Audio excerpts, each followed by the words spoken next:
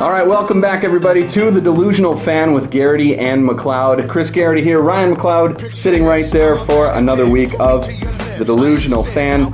Remember to follow us on Facebook and Twitter. Also, subscribe to YouTube if you want this to continue, and maybe we'll get some money in or something like that. You never know. We get more than 6 YouTube followers, Still right? waiting for that payday. So make sure you do follow us on YouTube. It'll let you know whenever any new videos come up. Not a huge week in sports, but still some fun stuff. You know, all-star game for baseball. Right. We're going to get into that a little bit later.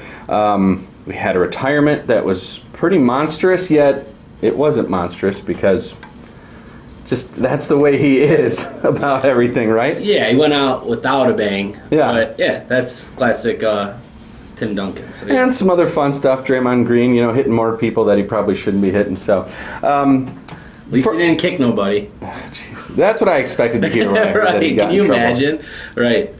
I was waiting for the nut shot Yeah. in the nightclub, but No. it didn't happen. So Well, Steven Adams in sight, so yeah, we're good. a little disappointed. His balls are protected.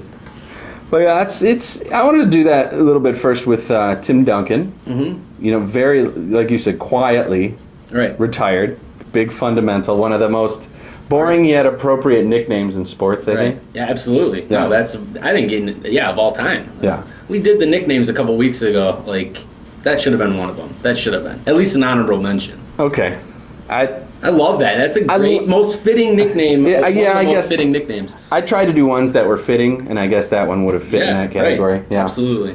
Twin Towers when he had David Robinson around. it was a good team. It's a great nickname Yeah. too for a tandem.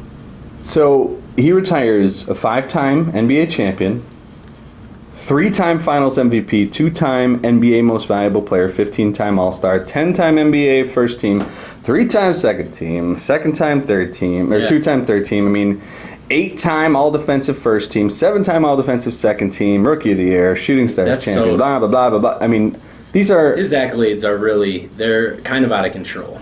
why aren't people celebrating his career a little bit more? Because he doesn't demand it. It's so unique, man. He is one of the most unique superstars, legends will ever have. There will never be another Tim Duncan, and like you can say there'll never be another Michael Jordan, but Kobe was kind of like Jordan, and like I'm saying in terms of play and in terms of like they're always compared for like their killer instinct. Look, all I'm saying is Tim Duncan is unique and he's on his own on an island when it comes to consistency, longevity. I mean, and I wanted to kind of go over this. Like, what to you makes a icon of a sport or a legend of a sport? Because is it longevity? Is it accolades, accomplishments? Is it the impact they have? Is it leadership? You know, is it consistency? Is it sacrifice? He's on his own in a lot of those. He's done all of those. Yeah, He's excelled in everything that makes a legend in a sport, man. Yeah, I mean, a legend And he that did it quietly. That's the thing. I think if he didn't do it quietly, he's a Mount Rushmore face, right? Probably, yeah. But maybe because he was quiet and because he was on such well-coached and teams that played so well together. And like you said, he was part of the Twin Towers. Then he had Ginobili and Parker, and now he had Kawhi Leonard. It's always been his team, and it's always been, and that's another thing. Clutch moments. I mean, he's done it all as a superstar in the NBA, without a doubt. So and it's spanned over 3 decades. That's of all the accolades you mentioned and rambled off there. How impressive is it that he's the only player, probably in any sport, but certainly in the NBA, that has won a championship in 3 different decades. He won a championship in 1999, 2000, whatever, 2, 3, 5, and then 2014. Yeah. Crazy. Who does that? Who's the guy on a team over 3 decades and can say I hoisted a title and a championship? That's what's crazy about Tim Duncan and why we don't talk about him a little bit more. I mean, and a lot of that also has to do with the other legendary player who retired this year. Kobe had his retirement tour. Yeah. And then that last game he played was the Kobe game. For him, right? Yeah. Shove the ball to Kobe, force the ball to Kobe. 10-minute intro of him before the game. They didn't have any of that with Tim ever. Right. Nobody knew Tim was retiring until a couple days ago, and people knew, but yes, like it wasn't confirmed or anything. Yeah. Right. So it really is too bad. Mark Cuban, I heard, came out and said, I wish we could have given Tim Duncan the retirement tour because we really would like to honor him. Yeah. Like, you could tell how everybody else felt about him, but he wasn't about that life. Right. You know? Well, and that's kind of the thing, right? Like, it wasn't Favre's last, nobody could really tell when it was Favre's last year, but there would have been a parade like that. For Peyton, we kind of knew that this is his last year. There was kind of a parade for that. For Kobe, there was that whole, the season-long... Kobe, Jeter, and David Ortiz exit tour, right. And so I think like most athletes and most superstars, people who have reached that level where they are iconic, they demand that kind of attention towards the end of their career. They're almost expecting it. And I don't knock people for doing that, but that's what makes Tim Duncan so unique. He spans over 3 decades. He was like the tail end of the Jordan era into the end of the Kobe and Tim Duncan era is what we'll call it now. Dude, his first title came when Bill Clinton was president. Like, and they always show those old, I wish I would have looked up the price of gas, like, type thing. Like, he's been around forever. And, I was 12 when he won his first championship. I was 12 years old. He's and I think I saw something else. Kawhi Leonard was like 6 years old when he first entered the NBA. So I don't know, man. Just weird stuff like that. He's been doing it forever, and he's been so consistent. Best bank shot shooter I've ever seen in my life, by the way. Yeah, I was going to say. He had this like finesse with the glass that I've never seen before. Within 10 feet, he was unstoppable. I feel like from anywhere. Like, he would bank threes sometimes from the baseline. Like, he would do, and granted, that's luck, but it was like crazy things like that. He was so good and so had such finesse with those, with using the glass. He was amazing, man. I heard a It's story. the end of an era. I heard a story now, and I can't remember the player who told it. He was playing against Tim Duncan, backed him down into the paint, tried to turn around jumper, and Tim blocked the shot. On the way back down the court, Tim says to him, "Hey, if you want to make that shot and you don't want me to block it, you need to dig deeper into my body." Yeah. And next time down the court, the guy does it and makes and the he's shot. confused too, right? He's like, was he just talking This shit? guy Or clowning was he, me? Yeah. And then he tries it and he scored on it. Tim Duncan's probably like, good job, bud. Yeah, attaboy. Yeah, that's exactly right. Yeah. So, listen, I want to hear, this is how lucky, I don't know if it's lucky or good. In my opinion, lucky when I look at this. So what I did is I pulled up the draft, the 97 draft Tim came from, okay? Yep. Is AI in that? No. The AI was next year. Next year, now, 98. How lucky the Spurs were, because there's really only 3 players from this draft, really. Yep, okay. Tim Duncan first, Keith Van Horn, who kind of fizzled out pretty KG quick. in there? No. 3 was Chauncey Billups. He was also with Kobe, I think. 3 was Chauncey Billups. So you with Kobe. Yeah. Okay. NBA champion. Yeah. Antonio Daniels, Tony Battle, Ron Mercer, Tim Thomas, Andonal Foyle, which who the hell is that? And then so whoever gets Tim Duncan in this draft is what you're saying is the guy who arguably one of the better players from the draft, but succumbed to injuries. Tracy McGrady was 9. Yeah. Went to the Raptors. Tracy McGrady earlier is a great what if, by the way, but yeah. And an all-star Danny Fortson, but I mean not a lot. Okay, so and then if you go down this list, there's just nobody else. There's only 2 other guys that even made an all-star team. James Cotton made one. There's a bunch of guys that never even played in the NBA. I mean, just ridiculous. Bad. Yeah. So it was a bad draft. The next year was the Iverson draft. You had a few more guys. So they picked obviously the guy that had obviously the most longevity. Although Chauncey played a lot of years. Dude, Chauncey was great. Chauncey a won. good one out of that How many championships? 2. Do you know? I think he only won 1. Was it 1 or 2? Yeah, I thought he was with both of those Pistons teams. I can look it up here real quick. Huh?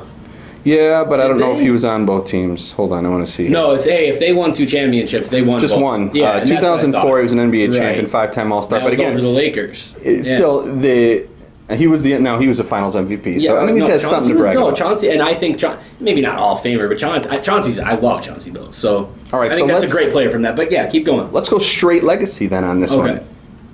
Who do you put? Because again, do you play him? Is he center? Or is he power forward? He's power forward. Best power forward of all time. Really? Because he played a lot of center. I know. That's it. Okay, so let's just take your power forward. Yeah. Who do you play in front of him? In terms of let's say you're starting a team. Yeah. It's not fitting in a team. You're starting a team. Do you put anybody else in front of him to start your team at power forward? If you have to pick power forward first. And I see what you were trying to get at there. Like if you put him center, there's probably more people that you can put ahead of him as center. Because I always go Shaq. I don't think I can put anybody above Tim Duncan as the power forward. He's the best power forward of all time. Yeah. Here's the more interesting question, and this is probably going to be a lot easier for you to answer. Okay. I find it difficult, very difficult. Who do you take to start a franchise out of these two? Kobe Bryant or Tim Duncan? Tim Duncan. Right. Hands down. Right. And I'm not a Kobe fan. And I am a big Kobe fan. I lean Tim Duncan. I would, if I had to put money on it, and you know what I mean, like if that's the question, who you're starting a franchise with, I think I would go Tim Duncan. It's tough for me though. Both got 5 championships. They're very different people and very different players for obvious reasons. But I don't think Kobe is about Tim Duncan in the locker room, and Kobe demanded things throughout his career. Tim Duncan was just like, in Pop we trust. And that's another thing that's worth mentioning, by the way, though. Those two, have you ever seen a more, like, a better it's a father-son team or a better marriage or a better father-son? Like, that relationship goes beyond a lot of things that you'll ever see in sports between a coach and an athlete. Yeah. Have you heard the stories of him, like, getting after Tim Duncan at practice? Yeah. I mean, I was just listening to the team ran Avery through Johnson. Tim Duncan. I was listening to former point guard and head coach in the NBA, Avery Johnson, on Russillo and Cannell. Mm-hmm. And he said, he's like, they're unspeakable things that he would say to him. Like, I would not repeat it to anybody, the things that he said to him. But it was just kind of like he knew what he was doing, and he knew the fire that he was lighting and what it would do for the team if he responded right. So, I don't know, man. I think it's worth mentioning that relationship. And I'll go as far as saying I don't think as good as the Spurs might be with the roster that they have and what they can do, such a good franchise. Can I ask you I don't think Pop wins another championship. I think they go hand in hand with their titles. I don't know. Kawhi. And again, I know they have good players. It's more than Kawhi. It's Aldridge and it's Pop. Yeah. I think it'd be interesting to see whether he can win one without. They're old. I think if they can get younger in the backcourt, they're fine down front. Yeah, because Ginobili's coming back again, and they're almost probably like, they got to get younger. Yeah. Why don't you just stop? Let me give you a crazy what if, just because we like to do this on this show. Mm-hmm. Reverse the drafts of Kobe and Tim. Kobe goes to San Antonio. Mm-hmm. Tim Duncan goes to the Lakers. Do either of those guys? Do they have the same numbers? Does one of them fall off? Because they're both all-time numbers, so you can't say one would do better because who can do better than both those guys? Well, here's the thing. How does Kobe survive in San Antonio the way he survived in L.A.? You know, and that's a great question. I don't, and here's why it's actually. And wait, hold on though. I'm going to finish the thought. And Tim being as laid back and not set out front, which is why San Antonio is perfect. Elio would expect him to be the man. And so all that going into it. Part of me wants to say, and that's a great point, the whole culture of LA compared to San Antonio is that perfect marriage for Tim Duncan and his personality. Yeah. Most of me wants to say, I don't know if it would be much different. If you want to say that flip those two careers and everything goes the same way, you have Tim Duncan under Phil Jackson who can corral it and kind of control. Phil came on later in Kobe's career, though. Well, this was still his first 3 of his 5 championships. Yeah. And all 5 of his championships. But my point being, I think Phil would be able to control that. And can you imagine Tim Duncan and Shaq on the same team? That's crazy. And you think, well, who does Kobe have? And again, if we're just following suit, I think Kobe actually could really find a way to work with Ginobili and Parker and actually make something happen there. Now, granted, they don't have a real big man there. I don't know. I think, if anything, Tim Duncan continues to win championships. I think Kobe still wins some, too. I don't know if he wins 5. I think you're 100% wrong. Okay. I think if those guys' roles were reversed, they both fail miserably at their first stops. Yeah. Now, does that mean they can't recover wherever they go after that? Of course they could, because the talent level is there for both of them. But the pressure would get to Tim Duncan in L.A., and the lack of, I guess, showtime, that lack of being the man in San Antonio would hurt Kobe. Well, and look, if you want to look at it in that light, and that's why I don't know if I would totally disagree with the fact that they wouldn't win. I could see it going both ways. My point is if it goes the same way, it's just those two players are swapped. Yeah, I think they're both good enough players that they figure it out. And again, still all-time great Hall of Famers.